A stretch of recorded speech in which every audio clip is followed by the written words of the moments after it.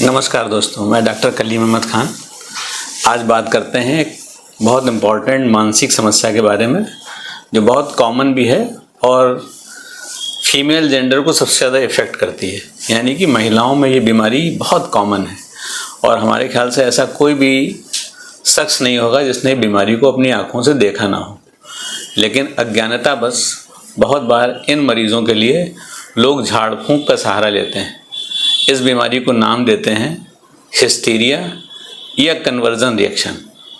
पहले इसका नाम हिस्टीरिया था जो चेंज करके कन्वर्जन रिएक्शन कर दिया गया है, जिसमें कि बहुधा मानसिक आघात के चलते जब व्यक्ति समस्या का हल ढूंढने में असफल हो जाता है तब उसके अंदर तमाम चिंता, भय और निराशा की चीज़ें उत्पन्न हो जाती हैं और इनके चलते उसके ये जो मानसिक एनर्जी होती है वो कन्वर्ट हो जाती है फिजिकल सिम्टम्स में। इसलिए इसको नाम दिया गया है कन्वर्जन रिएक्शन का। और ऐसा करने के चलते व्यक्ति के घर वालों का दृष्टिकोण मरीज की ओर सहानुभूति पूर्वक हो जाता है, जिससे व्यक्ति को चिंता में कुछ राहत मिल जाती है। यानी कि उसके कुछ लक्षण कम हो जाते हैं, लेकिन बीमारी पूर्णतया ख़त्म नहीं होती।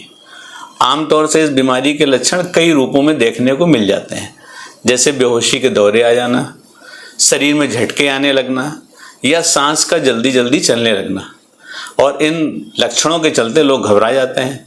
मरीज को अक्सर लेके किसी भी अस्पताल में जा सकते हैं और वहाँ इनका इलाज किसी भी तरीके से, अगर स्पेशलिस्ट नहीं है तो जो चीज़ें मौजूद होती हैं उनका लक्षणिक इलाज हो जाता है। तो आमतौर से जो लक्षण देखने को मिलते हैं उनमें बेहोशी के दौरे आना, शरीर में झटके आने लगना या सांस का जल्दी जल्दी चलने लगना, शरीर के किसी भाग का सुन्न हो जाना या लकवा जैसा मार जाना, देखना, सुनना व बोलना बंद हो जाना, व्यक्तित्व में अचानक परिवर्तन हो जाने पर अनाप शनाप बोलने लगना या ऐसा व्यवहार करना जैसे कोई दूसरा व्यक्ति, जिन्न या आत्मा आ गई है। आमतौर से ये लक्षण होने पर लोग फौरन जो हमारी जो अंधविश्वास बीमारियों के प्रति रहता है कि झाड़ फूँक करा देने लगते हैं, तो इसमें बहुत बार झाड़ फूँक होने लगता है। जब ये लक्षण इन बीमारी के कन्फर्मेशन हो जाते हैं तो अब बात करते हैं इसकी बीमारी के इलाज के बारे में। बहुधा ये बीमारी मानसिक आघात, चाहे वो पुराने मानसिक आघात हों चाहे नए हों, कोई नई मेमोरी हो, पास्ट खराब मेमोरी हो, उसके चलते ऐसा महसूस होता है। और ये भी देखा गया कि ऐसे लक्षण लोगों की मौजूदगी में ज़्यादा होते हैं। जब लोग ज़्यादा होंगे तो ये लक्षण भी ज़्यादा होंगे, लोग अगर कम होंगे तो लक्षण भी कम होंगे। और इस रोग को मानसिक तनाव की अप्रत्यक्ष अभिव्यक्ति यानी कि इनडायरेक्ट प्रेजेंटेशन भी कहते हैं, क्योंकि तकलीफ उसके तनाव में है, मन में है, लेकिन लक्षण शारीरिक हो रहे हैं। और ये भी देखा गया कि ऐसे व्यक्ति में धैर्य की कमी होती है। ये लोग चिड़चिड़े, जिद्दी स्वभाव के होते हैं, अपनी बात के आगे किसी की बात भी नहीं सुन रहे होते हैं और जरा सा भी परेशानी होने पर अपनी परेशानी बर्दाश्त नहीं कर पाते हैं और ये चाहते हैं कि सबका ध्यान उनकी तरफ रहे। आमतौर से ऐसे लक्षण यंग लोगों में ज़्यादा होते हैं। आमतौर से जो एडोलेसेंट होते हैं या यंग लोग होते हैं उनमें होते हैं।